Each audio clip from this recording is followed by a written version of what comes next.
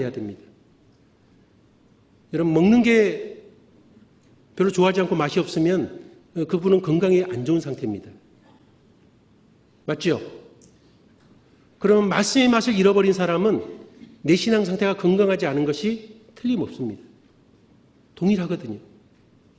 말씀은 영혼의 음식입니다. 영혼의 양식입니다. 하나님의 말씀은 산떡이라 그랬습니다. 우리는 말씀을 받는 자세가 어떠한가 봐야 됩니다. 사도 바울은 사도행전 20장에 보면 안디옥 교회에 3년 동안 목회하다 떠나면서 주와 이 은혜의 말씀께 너희를 부탁한다고 하면서 떠났거든요. 말씀께 그들을 부탁했습니다. 우리는 말씀을 가장 소중하게 여겨야 됩니다. 그럴 때 그 말씀이 불방망이가 되어서 우리의 무딘 마음도 깨어 부수고 우리의 마음을 찔러 쪼개고 우리의 마음을 부드럽게 만들어줍니다. 그런데 특별히 이 가슴을 하나님께 드릴 때는요, 그냥 이렇게만 드린 것이 아닙니다. 이 가슴을 이렇게 흔들어 드렸습니다. 그리고 어떤 분은 이렇게 흔들었던 것 같아요. 근데 흔든 가슴이라고 돼 있죠? 흔든 가슴. 흔들어 드렸어요. 왜 특별히 흔들어 드렸을까요? 흔들어 드린 것을 요제라 그럽니다. 왜 흔들었을까요? 운동 좀 더 되게 했을까요? 가슴을 흔들었다는 데는 아주 중요한 의미가 있다고 생각이 듭니다. 이 마음은요, 잘 좁니다. 지금도 조는 분들이 계시는데 이 마음은 쉽게 조는 특성이 있습니다. 이 마음은 쉽게 둔해집니다. 그래서 예수님께서도 이렇게 말씀하셨습니다. 우리 누가복음 21장을 찾아보겠습니다. 누가복음 21장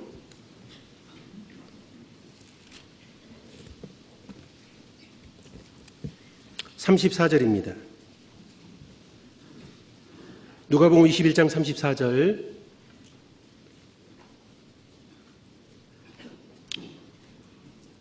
같이 읽겠습니다. 너희는 스스로 조심하라. 그렇지 않으면 방탕과 술 취함과 생활의 염려로 마음이 둔하여지고 뜻밖의 그날이 덕과 같이 너희에게 임하리라. 스스로 조심하라. 그렇지 않으면 방탕과 술 취함과 생활의 염려로 마음이 둔하여지고, 여러분, 우리가 세상에 마음이 빠지고 술 취하면 마음이 둔해집니다. 특별히 술 취한 그리스도인들은 거의 없을 거예요. 그런 분 안 계시죠? 그런데 이제 두 가지는 좀 괜찮아도 세 번째가 문제입니다. 생활의 염려로 마음이 둔하여지고, 어떤 형제님이 그 전셋집에 살면서 어렵게 사는 것 때문에 많이 힘들어하고 막 불평하시더라고요. 나는 이렇게 어렵게 사는데, 난 이렇게 힘든데 내가 어떻게 주님을 위해서 잘 살 수 있을까? 그래서 생각을 해봤습니다. 그분이 우리 몽골에서 사시면 도대체 몇 번째 부자가 될 수 있을까? 3,000명의 식구들 중에서 몇 번째 될까? 이렇게 좀 계산을 해봤더니 한 20위권 안에 들겠더라고요. 몽골 보통 사는 분들이 1년 내내 이렇게 옷이 몇 벌이냐면 한 10벌 정도가 평균입니다.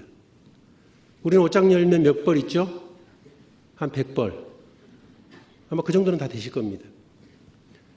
그들은 월급도 한 10분의 1 이하로 받고 우리보다 훨씬 더 못한 조건에 살아갑니다. 여러분, 이 성경 말씀이 기록되던 시대에는 겉옷인 보통 평민이 한 벌을 입고 살던 시대입니다. 근데 몽골 분들이 그 한국 분들보다 그 행복 지수가 더 높습니다. 훨씬 더 조건은 안 좋지만 훨씬 더 즐겁게 살아가고 있어요.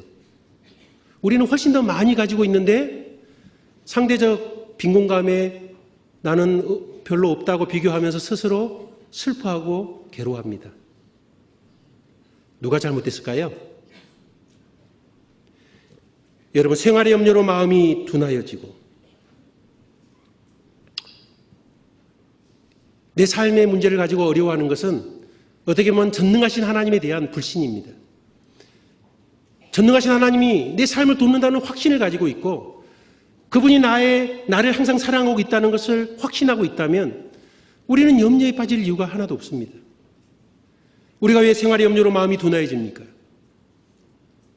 그것은 하나님이 나를 도우신다는 도우지지 못하고 있는 것처럼 생각하기 때문에 그렇습니다.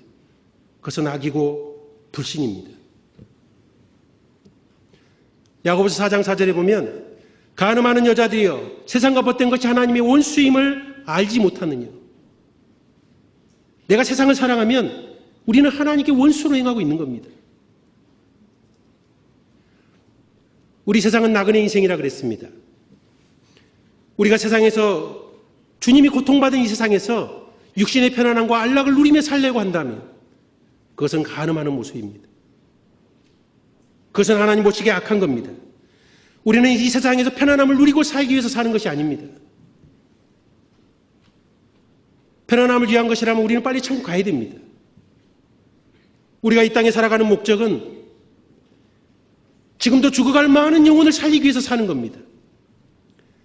내가 그것을 위해서 내 삶을 드리지 않고 희생하지 않는다면 그들은 지옥 갈 수밖에 없습니다. 하나님은 나의 작은 희생을 지금도 요구하고 계십니다. 우리의 마음을 흔들어 깨우지 않으면 안 됩니다. 우리는 뜨거운 마음으로 서로를 흔들어 깨워주기도 해야 됩니다. 때로는 어떤 형제자매들을 보고 안타까워하고 간절한 기도를 해줘야 됩니다. 그들이 세상으로 마음이 빠져서 세상 염려에 가득 차 있는데 그를 바라보면서 아무 느낌이 없다. 불쌍한 마음이 없다.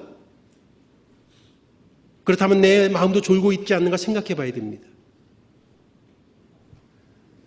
우리는 오늘이라도 멸망할 수 있는 아주 급박한 시대에 살고 있습니다. 우리는 내 마음도 흔들어 깨워야 되고 내 주위에 있는 형제 자매들도 흔들어 깨워야 됩니다. 여러분, 오른편 귓부리에 피를 발랐습니다. 그런 것처럼 말씀을 통해서 우리의 마음이 깨어나야 됩니다.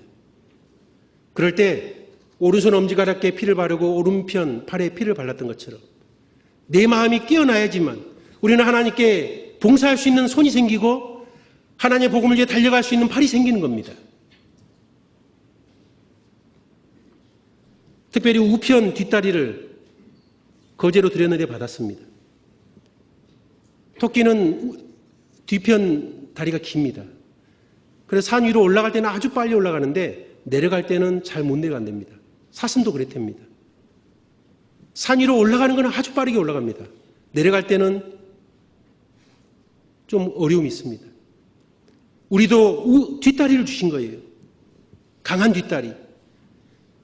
우리가 주님을 위해서 뜨겁게 살기를 원하면 우리가 쭉 올라갈 수 있도록 하나님이 힘 주십니다.